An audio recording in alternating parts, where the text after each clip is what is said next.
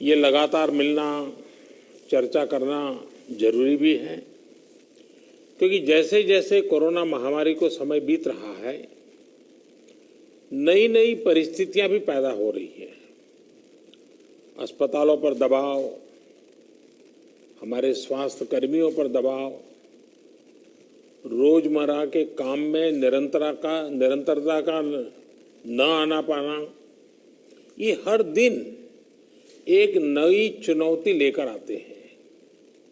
मुझे संतोष है कि हर राज्य अपने अपने स्तर पर महामारी के खिलाफ लड़ाई लड़ रहा है, और चाहे केंद्र सरकार हो चाहे राज्य सरकार हो, हम अनुभव कर रहे हैं कि हम लगातार एक टीम बनकर के काम कर पा रहे हैं, और यही टीम स्पिरिट जो है वो एक परिणाम लाने में हम सफल हुए हैं। इतने बड़े संकट को जिस प्रकार से हमने मुकाबला किया है, उसमें सबका साथ मिलकर के काम करना ये बहुत बड़ी बात है। सभी माननीय मुख्यमंत्री जी, आज 80% एक्टिव केसेस हम जो आज मिले हैं इन 10 राज्यों में है, और इसलिए कोरोना के खिलाफ लड़ाई में इन सभी राज्यों की भूमिका बहुत बड़ी हो जाती है।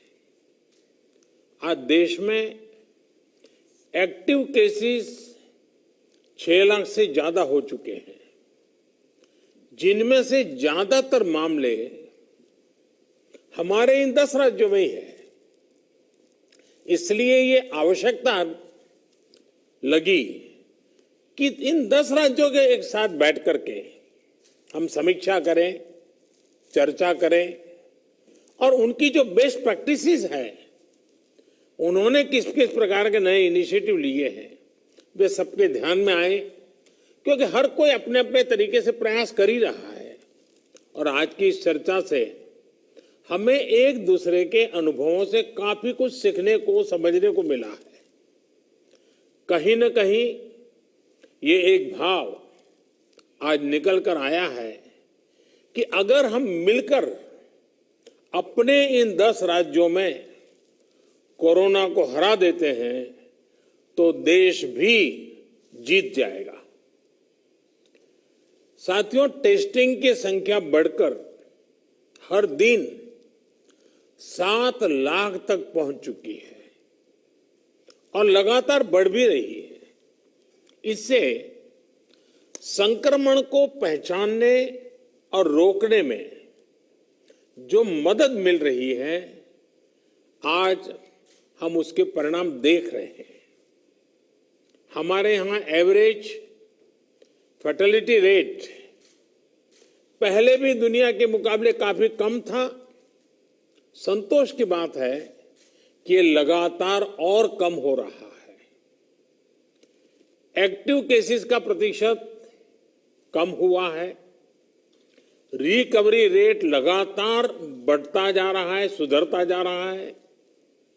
तो इसका अर्थ यह है कि हमारे प्रयास कारगर सिद्ध हो रहे हैं। सबसे अहम बात यह है कि इससे लोगों के बीच भी एक भरोसा बढ़ा है, आत्मविश्वास बढ़ा है, और डर का माहौल भी कुछ कम हुआ है। और जैसे जैसे हम टेस्टिंग को बढ़ाते जाएंगे, हमारी ये सफलता आगे और भी बड़ी होगी और एक संतोष का भाव हमको अनुभव होगा। हमने मृत्यु दर को 1% से भी नीचे लाने का जो लक्ष्य रखा है, इसे भी अगर हम थोड़ा और प्रयास करें, बड़े फोकस में हम प्रयास करें, तो वो लक्ष्य भी हम हासिल कर सकते हैं। अब आगे हमें क्या करना है, कैसे बढ़ना है, इसे लेकर भी काफी स्पष्टता हमारे बीच में भी उभर करके आई और एक प्रकार से ग्रास रूट लेवल तक सब लोगों के दिमाग में पहुंच गया है। भाई क्या करना है, कैसे करना है, कब करना है, बात हिंदुस्तान के एक नागरिक तक हम पहुंचा पाए हैं। अब देखिए, जिन राज्यों में टेस्टिंग रेट कम है और जहां पॉजिटिव रेट ज्यादा है, वहां टेस्टिंग बढ़ाने की जरूरत सामने आई है। खासतौर पर बिहार, गुजरात, यूपी, पश्चिम बंगाल और तेलंगाना, यहां टेस्टिंग बढ़ाने पर खास बल देने की बात हम लोगों की बातचीत में से उभर करके आ रही है। साथियों, अब तक का हमारा अनुभव है कि कोरोना के खिलाफ कंटेनमेंट, कॉन्टैक्ट ट्रेसिंग और सर्वेलेंस, ये सबसे प्रभावी हथियार है। अब जनता भी इस बात को समझ रही है, लोग पूरी तरह सहयोग भी कर रहे हैं। ये जागरूकता की हमारी कोशिशों से एक अच्छे परिणाम की तरफ हम आगे बढ़े हैं। हम क्वारंटाइन की व्यवस्था इसी वजह से आज इतने अच्छे तरीके से लागू कर पा रहे हैं। एक्सपर्ट्स अब ये कह रहे हैं कि अगर हम शुरुआत के 72 घंटे में ही केसेस की पहचान कर ले तो ये संक्रमण काफी हद तक धीमा हो जाता है। और इसलिए मेरा सबसे आग्रह है कि जैसे हाथ धोने की बात हो, 2 गज की दूरी की बात हो, मास्क की बात हो, कहीं पर न थूकने का आग्रह हो, इन सब के साथ अब सरकारों में और सरकारी व्यवस्थाओं में भी और कोरोना वॉरियर के बीच भी और जनता में भी एक नया मंत्र हमें बराबर पहुंचाना पड़ेगा, और वो है 72 घंटे में जिसको भी हुआ है उसके आसपास के सबको उसका टेस्टिंग हो जाना चाहिए, उनका ट्रेसिंग होना चाहिए, उनके लिए जो आवश्यक है वो व्यवस्था होनी चाहिए। अगर ये 72 घंटे वाली फॉर्मूला पर हम बल देते हैं तो आप मानिए कि बाकी जो जो चीजें हैं उसके साथ अब इसको जोड़ देना है कि 72 घंटे के भीतर भीतर इन सारे कामों को कर लेना है।